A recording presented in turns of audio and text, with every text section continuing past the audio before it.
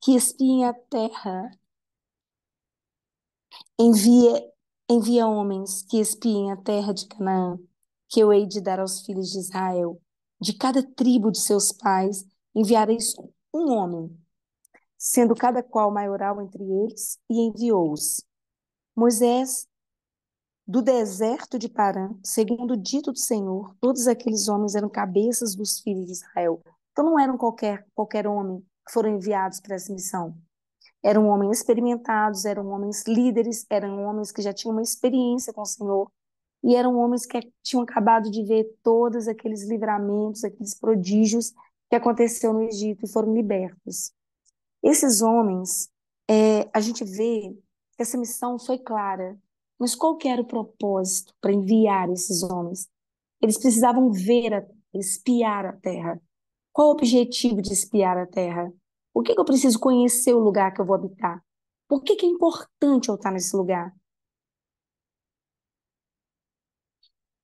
Bom, indo também lá em Números 13, capítulo 17, Deus diz: Enviou-os, pois, Moisés a espiar a terra de Canaã e disse-lhes: Subi por aqui para a banda do sul e subi a montanha, e vede que terra é, e o povo que nela habita, se é forte, se é fraco, se pouco ou se muito. E qual é a terra em que habita, se boa ou má? E quais são as cidades em que habita, se em arraiais, se em fortalezas? Também qual é a terra, se grossa ou magra, se nela há árvores ou não? E esforçai-vos, esforçai-vos, e tomai do fruto da terra. E eram aqueles dias os dias das primícias das uvas. E aí a palavra conta que eles trouxeram um cacho, eles foram 12 homens, os espias, eles cumpriram a missão, missão cumprida, e trouxeram dessa terra um cacho de uva que era tão grande, mas tão grande, e precisaram de dois homens para ser carregados, né? E ali, o que mais aconteceu? Toda a congregação conseguiu ver esse fruto, né? E aí eles chegaram com um relato. E o relato deles foi o seguinte, ainda em Números 13, versículo 27. E contaram-lhe e disseram: Fomos à terra, a que nos enviaste verdadeiramente mana, leite e mel. E este é o fruto. Então, quer dizer, Deus já havia falado que era uma terra prometida, era uma terra boa. Será que manava leite, escorria leite? Não era isso. Significava que era uma terra próspera, que tinha pasto, que tinha flores, que tinha suprimentos, que tinha colmeia, que tinha tudo de que um homem precisasse para viver. E o povo, porém, aí eles continuando o relato. O povo, porém, que habita nessa terra é poderoso, e as cidades fortes e muito grandes. E também ali vimos os filhos de Anak. Os amalequitas habitam na terra do sul. Olha só, a gente sente que eles estão amedrontados.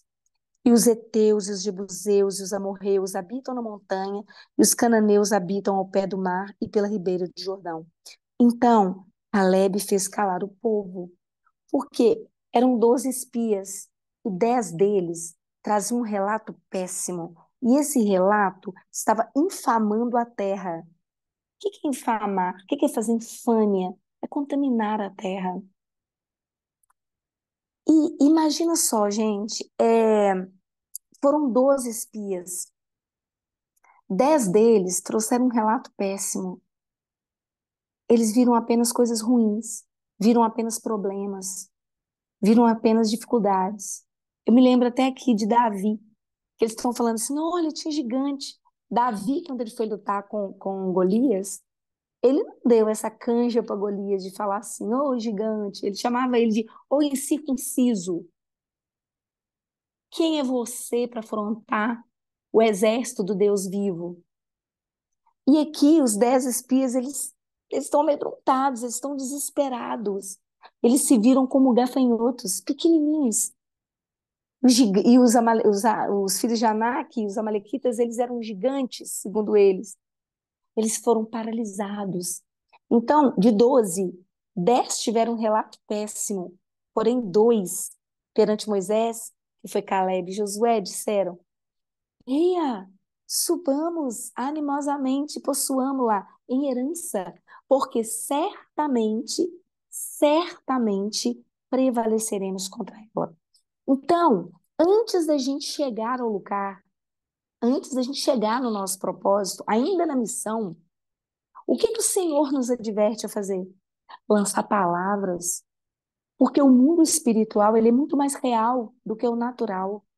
Para o mundo espiritual existir, para o mundo natural existir, o espiritual teve que dizer: haja luz, haja vegetação, haja águas, haja isso, haja animais. E quando tudo estava pronto, surgiu a gente, que foi o deleite do Senhor. Então, como que a gente entra numa missão sem proclamar nossa vitória, sem abrir a nossa boca, sem profetizar? Nós temos que tomar muito cuidado com as nossas palavras, porque as nossas palavras são sementes. Da mesma forma que elas servem de construção, elas também servem de destruição. E uma outra coisa que chama atenção, eram 12 espias, 12. Porém, o que que acontece?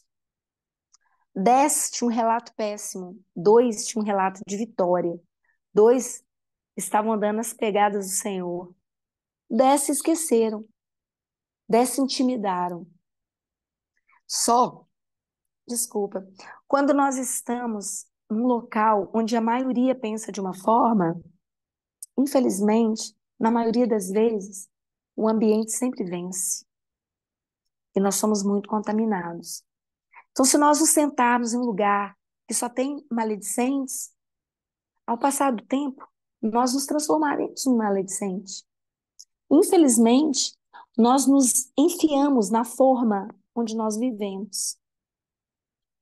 E a impressão que eu tenho é que muitas vezes nós somos crentes e estamos nos lugares errados. Precisamos ser retirados daquele lugar como alforje, ou precisamos sair, como a palavra do Senhor fala, para nós não nos assentarmos na roda dos escarnecedores, para nós não andarmos com aqueles malfeitores que cogitam coisas más, porque nós haveremos de ficar como eles. Então, a palavra, ela é toda recheada de lição, ela é toda recheada de instrução, ela é toda recheada de norte, de norteamento. O Senhor tem um propósito na vida de cada um de nós. O Senhor tem uma missão. Todos os dias a gente tem várias missões a fazer. Mas o propósito de Deus, quando nós estamos alinhados na vontade dele, ele nos encontra, ele nos traz. Sejam em sonhos, sejam com pessoas, tudo vem. Porque nós precisamos andar como Caleb e Josué. Nós precisamos ter a mente de Caleb e Josué. A palavra de Deus nos adverte a pensarmos só naquilo que é bom, que é de boa fama, aquilo que agrada o Senhor. E a palavra nos adverte também a transformar-nos pela renovação da nossa mente. Não há lugar para as coisas do Senhor no meio de impureza, no meio de medo, no meio de intimidação. Não há lugar. E aí, continuando a leitura de Números 13, lá no versículo 31 ao 33, diz o seguinte: porém, os homens que com ele subiram disseram, depois de Caleb e Josué, né, levantar um clamor, não, a gente pode ir, tá tranquilo, é bom. Os homens disseram, não poderíamos subir contra aquele povo. Eles estavam desesperados, porque eles são mais fortes do que nós. Infamaram a terra, né, lançaram infâmia sobre a terra que tinham espiado. Eles infamaram a terra que tinha espiado. Eles colocaram todos os defeitos possíveis naquela terra. Eles arrancaram toda a beleza da criação. Eles só viram as coisas ruins, as coisas que não prestavam. E essa infamação foi perante os filhos de Israel, que eram um grande contingente, dizendo: a terra, pelo meio da qual passamos a espiar, é terra que consome os seus moradores. Misericórdia. E todo o povo que vimos no meio dela são homens de grande estatura. Olha isso agora. Também vimos ali gigantes. filhos de Aнаque, descendentes dos gigantes, e éramos aos olhos deles, né? Como gafanhotos. O que são os gafanhotos na frente de gigante, gente? Pequenos, fracos, uns esmagados. É assim que eles se viram diante do inimigo. E assim também éramos aos seus olhos. Então, olha só, presta atenção. Eles se viam como gafanhotos. Olhavam para os filhos de Anak, se viam como gafanhoto, e fizeram uma suposição que os filhos de Anak também os viam como gafanhoto. E olha a mentira descabida de tudo isso. Mais para frente, quando os espias chegam lá próximo a Raabe, né, que está na genealogia de Jesus, Raabe fala assim, fala para eles assim, gente, sabe, o povo daqui, eles têm medo de vocês, eles têm medo dos judeus, eles estão amedrontados com vocês. Então não era verdade que aquele povo daquela região os via como gafanhotos, não era verdade. Mas na frente a gente vê que não era, era apenas suposição. E quantos de nós, gente, quantos de nós estão se desesperando diante das adversidades, apresentando falta de fé nas promessas de Deus? Isso nos enfraquece. E a gente vê que a suposição é algo assim, não é verdade. E a palavra de Deus fala que a verdade liberta. Então, se não é verdade, é mentira. Nós temos que começar a parar. A gente tem que começar a parar de supor, e se isso acontecer, isso, aquilo acontecer? Nós não devemos viver por vistas. Nós devemos ter a convicção de que Jesus vai à nossa frente. Ele é o nosso general de guerra. E ele nunca perdeu uma batalha. Nunca perdeu uma batalha. E o que as pessoas acham da gente ou do que a gente faz é só o que elas acham que a gente faz. É só o que elas acham. Quem tem o controle da nossa vida é o Senhor dos Exércitos. Não são as pessoas. Desde muito tempo, as pessoas têm nos intimidado com palavras. Olha Golias como ele falava com Davi. Ah, é esse aí que vai lutar comigo? Quando ele viu que ele não podia nada, ele veio na aparência de Davi. Mas Davi, ele não ficou desesperado. Ele sabia onde ele colocava a esperança dele. E olha isso aqui, gente.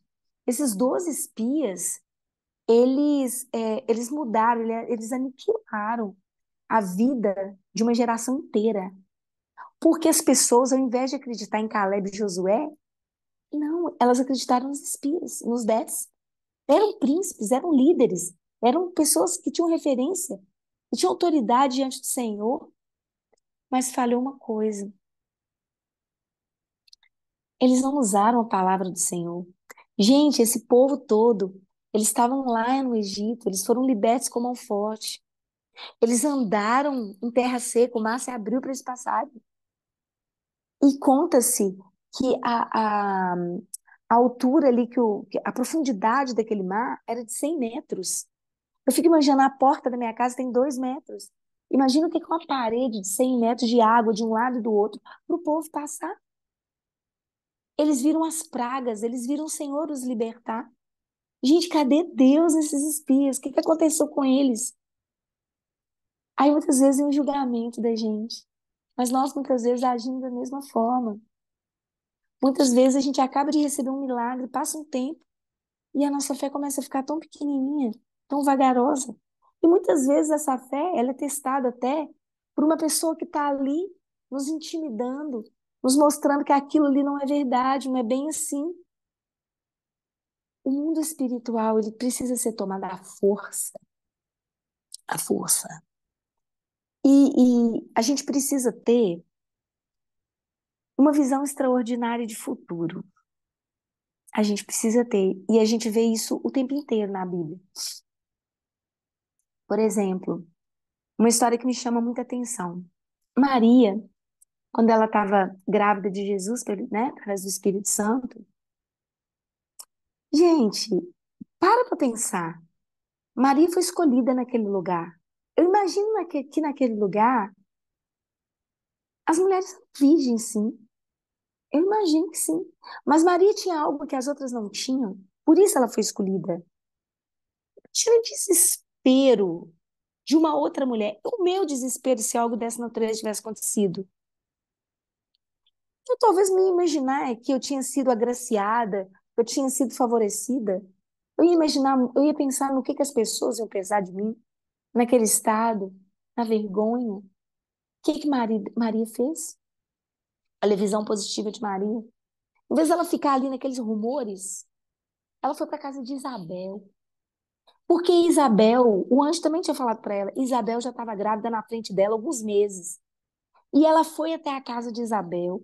Quando ela chegou na casa de Isabel, o neném mexeu na barriga de Isabel. Isabel entendeu a preciosidade que Maria trazia ali. E a gente imagina, para que ela foi para aquele lugar? Por quê? Porque a gente tem que sentar nas mesas certas. Porque a gente tem que andar com quem anda com a promessa. A gente tem que andar com quem está alinhado no propósito de Deus para nossa vida. A missão foi cumprida? Estava sendo cumprida. Mas qual era o propósito? Ela ia ser a mãe do Salvador. Ela entendeu o propósito dela. E ela foi para o lugar certo, ela se guardou no lugar certo. E quantos de nós não estamos nos guardando o nosso propósito? Quantas vezes nós estamos sendo balançados? Por que as adversidades? Porque uma coisa que não deu certo. Quantos de nós temos trazido péssimos relatos das coisas? Às vezes a gente vai visitar uma igreja e a gente entra na igreja e fala: nossa, instrumento tá alto demais. A parede da igreja é preta. Ó, que estranho, hein? Parece embalada. Ó, o pastor não usa terno, mas não, agora ele usa tênis. Gente, Deus não precisa dessas coisas para agir. Deus não precisa de parede, Deus não precisa de sapato, Deus não precisa de roupa. Deus é Deus. Ele age onde que ele quiser, do jeito que ele quiser. Independente de nós, Deus é Deus, o propósito dele se cumpre. E a gente só precisa de obedecer. A gente só precisa de gerar semente. É só isso que a gente precisa, de gerar semente. A gente precisa pegar a palavra dele e meditar nela dia após dia. A gente precisa entender que o nosso Deus, ele nos deu olhos diferentes, audição diferente. Gente, Jesus tem pressa. Jesus tem pressa. Nós nascemos para esse tempo. Nós nascemos para estar nesse momento. Nós não precisamos temer. Nós não precisamos temer. O mundo está de cabeça para baixo. Eu trabalho em escola. No ano passado eu vi uma menina beijando outra menina. Isso escandalizou minha alma. Isso não é normal, isso não é comum. Deus não fez isso dessa forma. Porém, a reação não pode ser mundana, a reação não pode ser no corpo. Eu não posso ver aquilo ali me escandalizar. Ou seja, claro, a gente se escandaliza, mas eu preciso ter compaixão daquelas meninas. Porque isso é um modismo. Isso é o mundo entrando dentro da vida das pessoas. Cadê Jesus? Cadê a gente quando a gente conheceu o Senhor? Que a gente sentava no ônibus, que a gente passava na rua e a gente queria evangelizar. Ah, mas os tempos são outros. As pessoas acham crente chato. Então vamos inovar, crentes. Vamos falar diferente. Diferente, eu digo, a forma de se aproximar, porque a palavra não muda, ela é a mesma. Hoje, sempre, eternamente.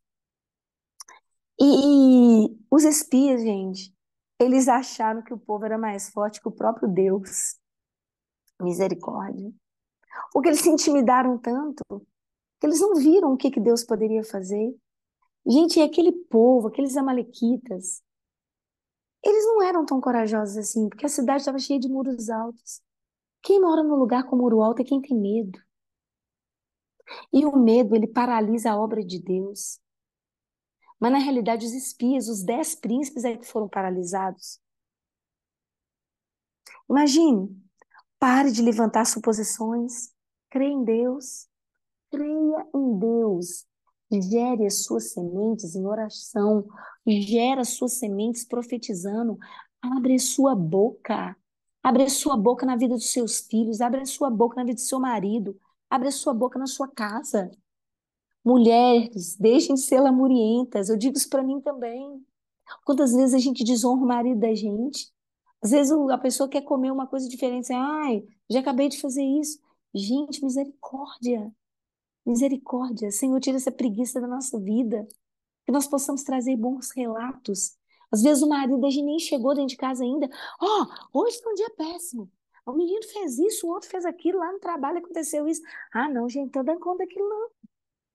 Gente, quantas vezes a gente traz um mau relato e acaba com o dia do outro? Contamina o marido, contamina o filho, contamina a vizinhança e contamina um raio de 1 quilômetro. Porque a palavra tem tanto poder que a vizinhança fica deprimida. Imagina isso. Mas é isso que a gente faz com a nossa boca. A gente tem muito poder. A gente tem muito poder. Nós fomos feitos imagem e semelhança do Senhor. E o Senhor, Ele nos usa o tempo todo. Ele nos usa o tempo todo. Nós precisamos estar mais atentos. Nós precisamos abrir mais os nossos ouvidos, a nossa boca, principalmente na nossa casa, para profetizar sobre as nossas finanças, para profetizar sobre o nosso casamento, para profetizar sobre a igreja, sobre o bairro, sobre o país, sobre o presidente. Gente, eu nunca vi tanta iniquidade, que é o mesmo que falta de lei, como a gente está vendo nesses tempos com esse presidente do nosso país. Mas nós não vamos amaldiçoá-lo, porque nós não vamos prosperar no lugar que nós amaldiçoamos. Nós não vamos prosperar no lugar que nós amaldiçoamos. A gente tem que abençoar, porque precisa de Jesus. E se essa presidência está aqui nesse momento, é porque o Brasil precisa disso. Eu não sei como que está no exterior, mas nós temos os governantes que nós merecemos. Infelizmente, nós temos aquilo que nós toleramos, porque nós somos muito rasos para buscar a Deus. Nós somos muito rasos para nos ajoelharmos, muito rasos para poder entrar na intimidade com o Senhor e passar por ela por muito tempo. Nós somos rasos ainda. E nós precisamos ser profundos. Nós precisamos ter a mente de Caleb, de Josué, que viram a terra, que possuíram a terra, que viram coisas boas na terra. Como eu acabei de falar, quando a gente vai numa igreja e começa a falar isso, aquilo outro, será que não tem nada de bom ali? Será que a palavra que aquele pastor trouxe naquele dia? Será como foi a noite daquele pastor? Que ele está passando na casa dele, com filhos doentes, muitas vezes entregando algo ali que às vezes ele nem tem, entregando pão, entregando a palavra de Deus, cumprindo a missão dele, absorto no propósito dele, que Deus o enviou para poder fazer. Será que nós não somos cruéis demais com as pessoas? E às vezes conosco mesmo. Muitas vezes a gente anda. Eu estava até falando isso com minha filha ontem. Minha filha estava explicando algumas coisas, algumas sensações que ela estava sentindo. E eu falei para ela assim ontem: larga esse bichinho de estimação chamado culpa. A gente não precisa dela, não. O que nós precisamos é do Senhor. É do Senhor. Já tem julgamento demais sobre a nossa vida. Eu não sei como foi sua infância. A minha foi num lar, assim, super disfuncional. Num lugar que tinha briga 24 horas. Num lugar que tinha choro. Num lugar que eu precisava tanto ser acolhida, precisava ser abraçada, precisava ser importante. Eu não sei por que que eu tô falando isso agora, mas quantos pais falam assim, um fala com o outro, né? Fala, olha, eu amo tanto meu filho, quero que meu filho seja bem-sucedido, que ele tenha uma casa, um carro. Gente, os filhos da gente, eles só querem ter a gente. Eles querem ter atenção. Não adianta você falar pro outro que você ama seu filho, sendo que ele mesmo não sabe. Olha para os olhos dele, para, desacelera, desacelera. Por que que Caleb e Josué conseguiram ver a terra da forma que os outros não viram? Eles estavam desacelerados. Porque a palavra de Deus fala que quando o nosso olho é bom, tudo à nossa volta é bom, tudo é luz. Mas quando o nosso olho é mau, em grandes trevas nós vamos estar. A gente só vê treva. Para, desacelera, respira. Não sai de casa sem profetizar sobre a vida do seu filho. Não sai de casa sem profetizar sobre o seu casamento. O que que te impede de ter o casamento que você teve nos primeiros anos de vida? O que que te impede de amar seu marido da mesma forma quando você o conheceu? O que que te impede de fazer uma comida gostosa e botar um bilhetinho ali? O que que te impede? É seu relato. É o lixo que fica aqui dentro. Por isso que a palavra manda a gente renovar a nossa mente constantemente. Como é que a gente renova a nossa mente? Com a palavra do Senhor. A palavra do Senhor. E aí, como que a gente pode relatar algo bom, né? É quando a gente está cheio de algo bom. Porque a gente só fala daquilo que o nosso coração está cheio. Se o nosso coração está cheio de porcaria, a gente só vai falar de porcaria. Aqui, por exemplo, no Brasil, não dá mais para assistir televisão aberta e muitas outras coisas também não. Eu comecei a fazer isso, deve ter 3 anos. Depois da pandemia, mais ou menos. Não nos falta nada. As pessoas falam assim, nossa, são alienados. Glória a Deus. Mas eu não estou sofrendo de fobia porque mataram ali, fizeram ali, outro aqui, outro ali. Longe da perfeição, viu, gente? Muito longe da perfeição. Mas isso não faz parte mais da minha rotina. Não faz mais. Então, o que que está na sua rotina que você tem que tirar? Que tem enchido a sua mente de lixo, enchido a sua mente de coisas que vão gerar relatórios ruins. O que que você precisa tirar? Você pode fazer isso hoje. Abre sua boca. Pede para Jesus, para renovar, para transformar. O que que você tem lido? O que que você tem ouvido? Quais as pessoas que você tem convivido? Às vezes não tem jeito, às vezes a gente precisa estar num trabalho, que a gente precisa conviver com pessoas. Às vezes na própria família é tão pesado. Tem pessoas tão negativas, tão pesadas. Mas usa sua espada, usa sua boca para declarar. Porque o mundo natural, ele é transformado pelo mundo espiritual através da palavra. O nosso Pai, ele fez assim. E o nosso Senhor Jesus, ele já estava com ele. Porque o Verbo era Deus, o Verbo estava com Deus. O Verbo sempre existiu. E quando a gente abre a nossa boca, a atmosfera vai sendo mudada de glória em glória. Gente, eu não sei como é que vocês estão aí, mas a minha mão aqui tá pegando fogo.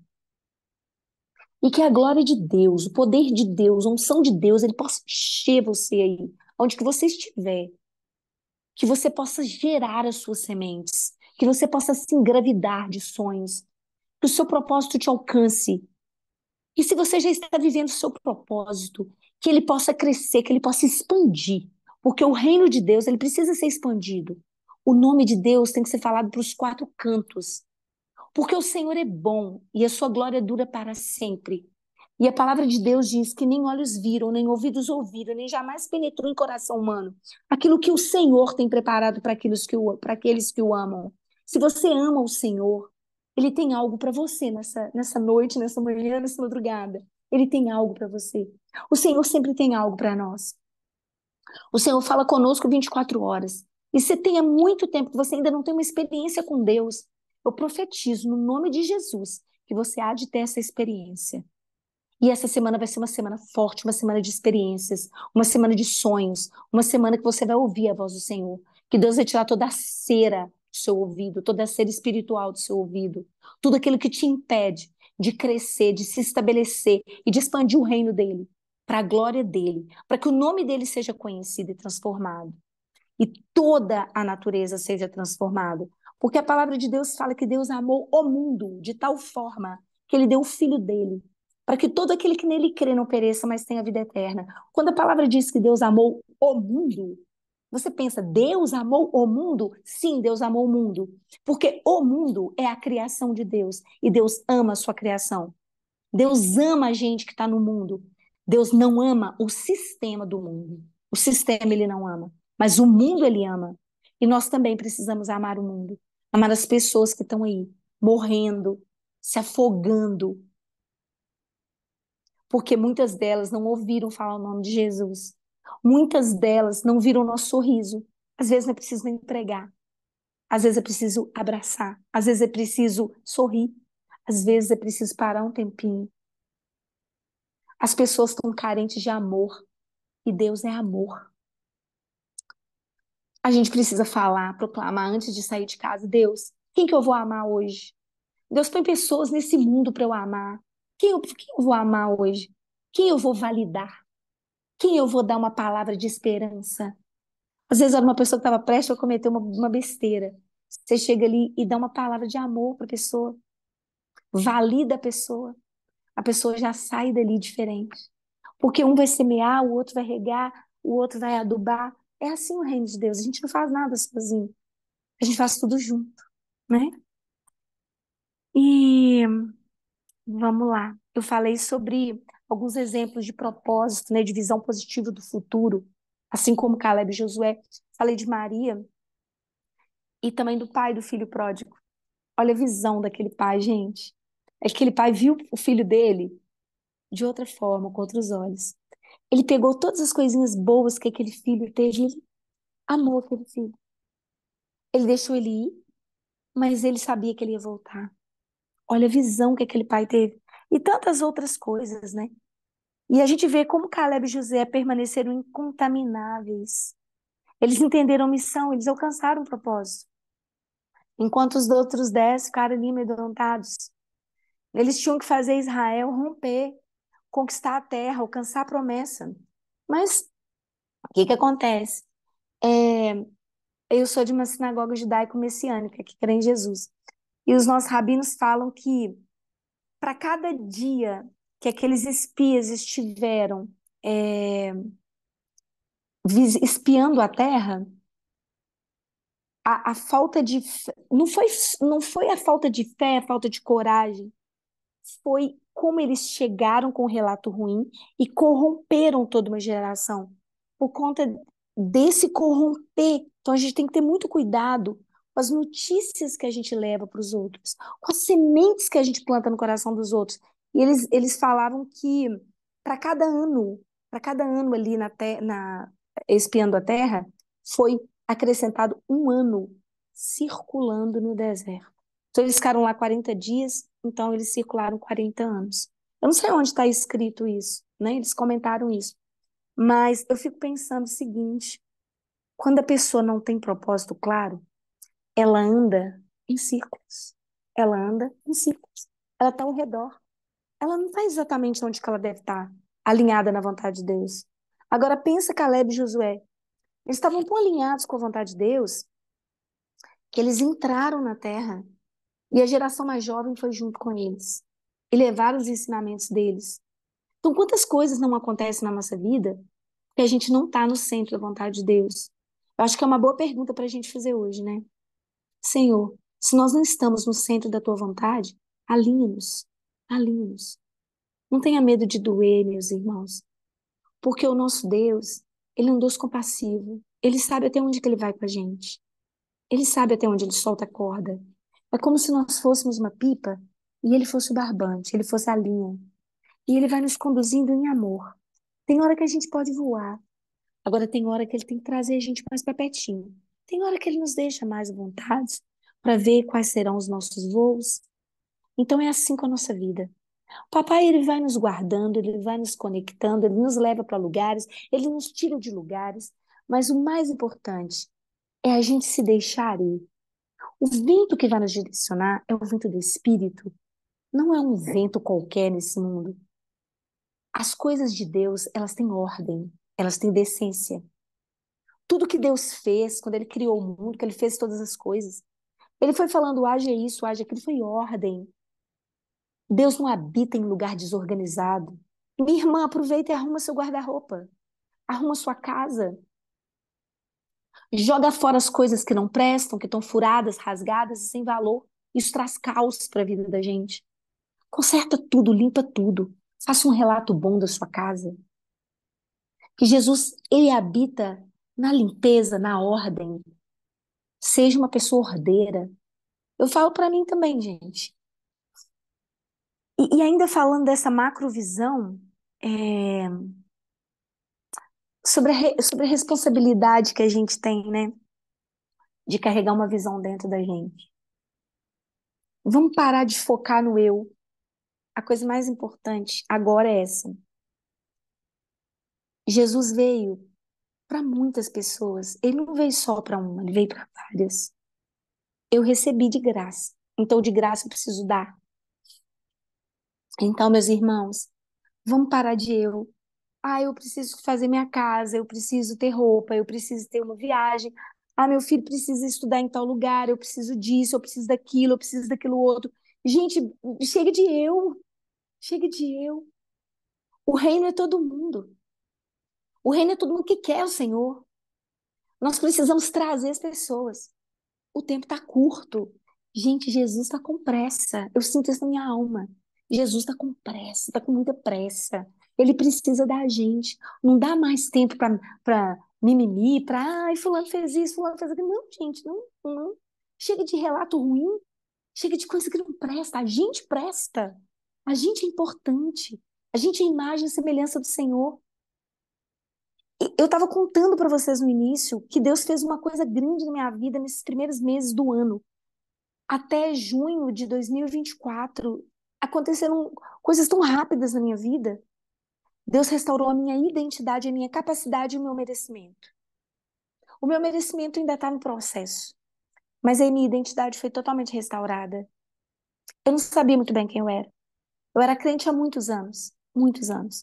Mas eu não sabia o poder que tinha as minhas palavras e as minhas atitudes e tantas outras coisas. Quando a pessoa me perguntava quem é você? Eu falava, eu sou professora. Não, professora é minha profissão. Quem eu sou em Cristo? Eu sou amada, eu sou corajosa, eu sou resiliente, eu sou saudável, eu sou mãe, eu sou forte, eu sou firme, eu sou a boca de Deus na terra, eu sou pacificadora, eu sou agente de paz, eu sou vida para aqueles que estão caídos, eu sou cura para aqueles que estão enfermos. A boca fala, as coisas existem através da boca. O que que você é? O que que você tem sido? Você tem sido como aqueles espias? Um gafanhoto fracassado, pequeno e rebaixado? Não! Você é imagem e semelhança de Deus. Você é a fagulha do Deus vivo. Você é grande no reino dos céus, porque você faz a vontade de Jesus. A sua boca leva pão para aqueles que nunca ouviram falar do Senhor. Você descedenta aqueles que estão sedentos, que estão arrasados, que estão caídos, que estão afogados em tristezas e desilusões. O Mães que Oram, um propósito de Deus. É uma missão que foi cumprida e um propósito que foi aceito e estabelecido no reino dos céus. Você faz parte do Mães. Você faz parte da visão do Senhor. Não esmorece. Traga um relato bom. Olha no dia do aniversário. Gente, eu ouço a Karen e eu choro. Porque eu lembro da Karen com 9 anos, numa festa que eu fui da Karen aqui em Contagem, aqui no Brasil. E quando aquela menininha foi colocada numa cadeira, aquela menininha, ela chorava de gratidão porque ela estava tendo uma festa, porque ela estava se sentindo importante. Aquilo ali nunca mais saiu da minha cabeça. E eu tenho certeza que não saiu da cabeça de muitas pessoas. E quando eu ouvi o relato dela no dia do aniversário de 5 anos de vocês, eu chorei de novo. E eu não vi nada que a desmerecesse. Eu só vi coisas que a fizeram ainda maiores do que elas são em Cristo Jesus. E a missão dessa menina é absurda, absurda, é extremamente grande. A gente vê, porque a gente constrói com a palavra. E o que que você tem construído com suas palavras? Bênção ou maldição? Qual o relatório que você tem trazido todos os dias do Senhor ou da circunstância em que você tem vivido?